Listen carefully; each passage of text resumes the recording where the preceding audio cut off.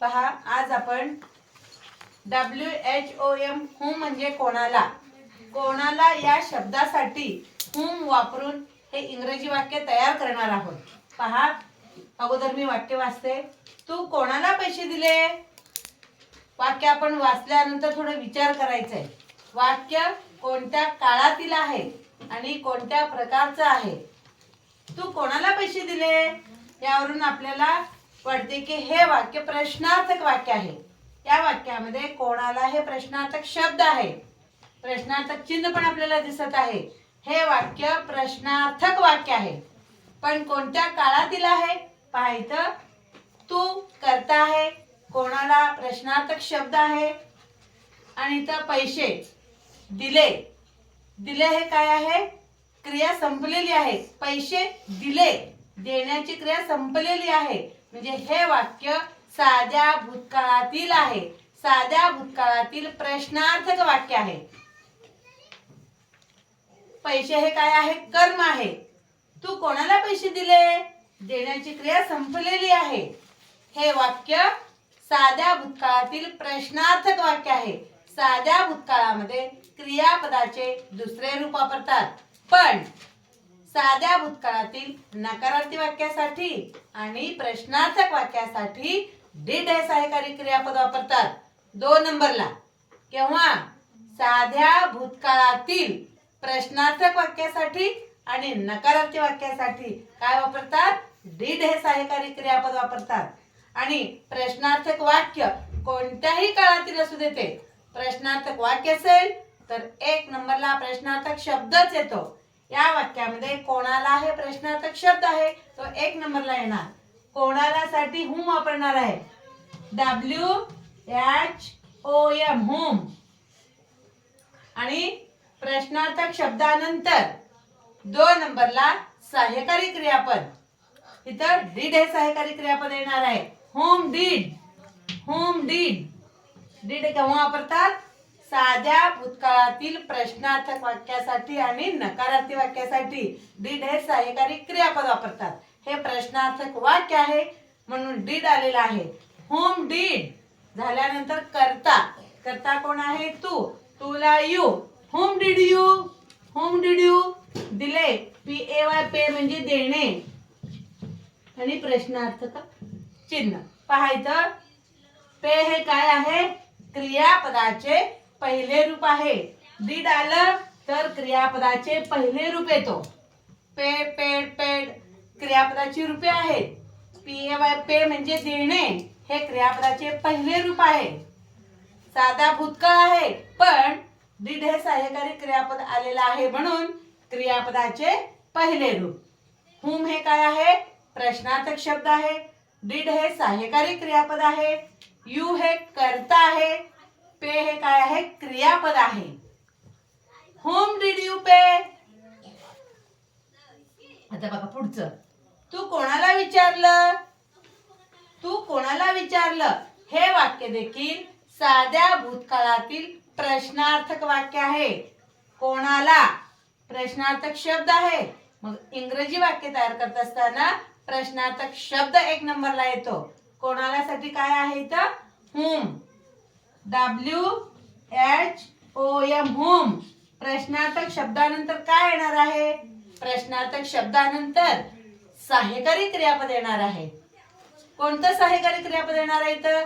हे वाक्य साध्या भूतकाळातील प्रश्नार्थक वाक्य आहे म्हणजे डिड हे सहाय्यकारी क्रियापद येणार आहे.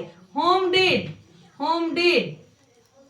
सहाय्यकारी क्रियापदानंतर कर्ता येणार आहे. कर्ता कोण आहे? तू आहे. तुला यू. YOU यू म्हणजे तू. हुम डिड यू. विचारलं. विचारण्याची क्रिया संपलेली आहे, पण डिड हे सहाय्यकारी क्रियापद आलेलं आहे म्हणून क्रियापदाचे पहिले रूप. विचारलं साध्या भूतकाळातील होकारार्थी वाक्यात विचारलं जर असतं तर आस्क्ड आलं असतं. आस्क्ड, पण इथं आस्क येणार आहे. ASK आस्क म्हणजे विचारणे हे मूळ क्रियापद आहे. क्रियापदाचे पहिले रूप आहे. डिड आलेला आहे तर क्रियापदाचे पहिले रूप येणार. हुम डिड यू आस्क.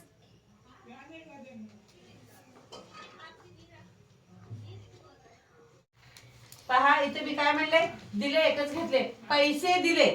PAY पे म्हणजे पैसे देणे. PAY पे म्हणजे पैसे देणे हे क्रियापद आहे. PAY पे म्हणजे पैसे देणे. आता पुढचं वाक्य, तू कोणाला सांगितलं? सांगितलं. शेवटी ल आहे, सांगण्याची क्रिया संपलेली आहे. म्हणजे हे वाक्य साध्या भूतकाळातील आहे. क्रियापदाचे शेवटचे अक्षर जर ल असेल, ला असेल, ले असेल, लो असेल. बघा इथं ले आहे, इथं ल आहे, इथं ल आहे. शेवटी ल असेल तर ते वाक्य साध्या भूतकाळातील आहे समजून घ्यायचं. या वाक्यामध्ये प्रश्नार्थक शब्द आहे म्हणून हे वाक्य साध्या भूतकाळातील प्रश्नार्थक वाक्य आहे. प्रश्नार्थक वाक्य असेल तर इंग्रजी वाक्य तयार करत असताना 1 नंबरला प्रश्नार्थक शब्दच येतो. या वाक्यामध्ये कोणाला हे प्रश्नार्थक शब्द आहे.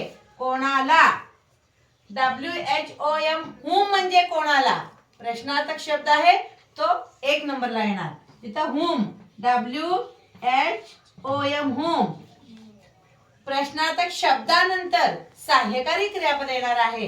हे साध्या भूतकाळातील प्रश्नार्थक वाक्य आहे म्हणून डिड हे सहाय्यकारी क्रियापद येणार आहे. साध्या भूतकाळातील प्रश्नार्थक वाक्यासाठी आणि नकारार्थी वाक्यासाठी डिड हे सहाय्यकारी क्रियापद वापरतात. प्रश्नार्थक शब्दानंतर डिड हे सहाय्यकारी क्रियापद येणार. Home did, home did, did आलं क्रियापदाचे पहिले रूप. डिड नंतर करता येणार आहे. करता कोण आहे? तू आहे. तुला you. Whom did you, whom did you tell, TELL, tell म्हणजे सांगणे हे मूळ क्रियापद आहे. TELL, टेल म्हणजे सांगणे हे मूळ क्रियापद आहे. क्रियापदाचे पहिले रूप आहे. डिड आलेला आहे म्हणून हे क्रियापदाचे पहिले रूप येणार.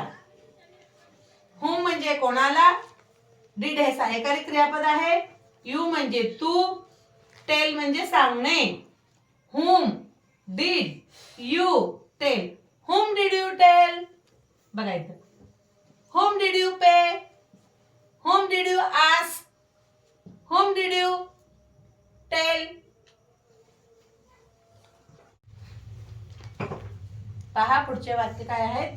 तो कोण आहे? तो म्हणजे माझ्यापासून लांब आहे. तो कोण आहे? आणि या वाक्यामध्ये कोण हे प्रश्नार्थक शब्द आहे म्हणून हे वाक्य प्रश्नार्थक वाक्य आहे. आणि वाक्याच्या शेवटी आहे म्हणजे हे वर्तमान काळातील प्रश्नार्थक वाक्य आहे. प्रश्नार्थक वाक्य असेल तर 1 नंबरला प्रश्नार्थक शब्दच घ्यायचं. या वाक्यात कोण हा प्रश्नार्थक शब्द 1 नंबरला घ्यायचा आहे. कोणला? हु, WHO, हु प्रश्नार्थक शब्द. प्रश्नार्थक शब्दानंतर सहाय्यकारी क्रियापद येतो.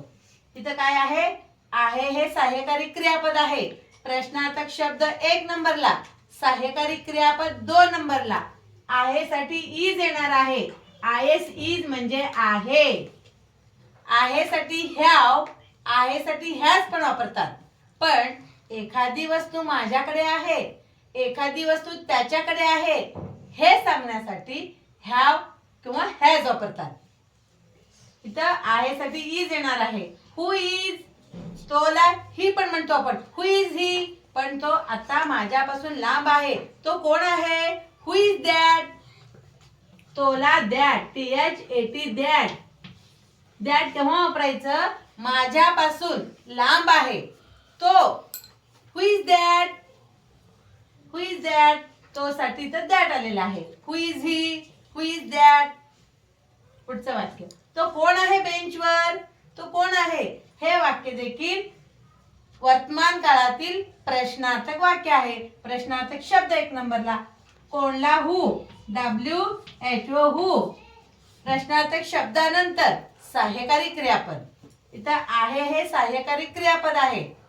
त्याला इंग्रजीमध्ये हेल्पिंग व्हर्ब म्हणतात. आहे साठी इज, IS, इज म्हणजे आहे. हु इज, तोला दॅट, माझ्यापासून तो लांब आहे. Who is that, who is that, THAT that म्हणजे तो. तो, ती, ते. आपल्यापासून लांब असेल त्यावेळी दॅट वापरायचं. आपल्या जवळ असेल तर दिस वापरायचं. हु इज दॅट, बेंचवर, वर, बेंचवर. Who is that? On the bench. ON on the bench. Question mark. बघा इथं ऑन कशासाठी आलेला आहे? बेंच वर. ON ऑन म्हणजे वर, बेंचवर. बेंचला वर हे जोडून आलेले शब्द आहे म्हणून आपण अगोदर घेतलेला आहे. On the bench. Who is that on the bench?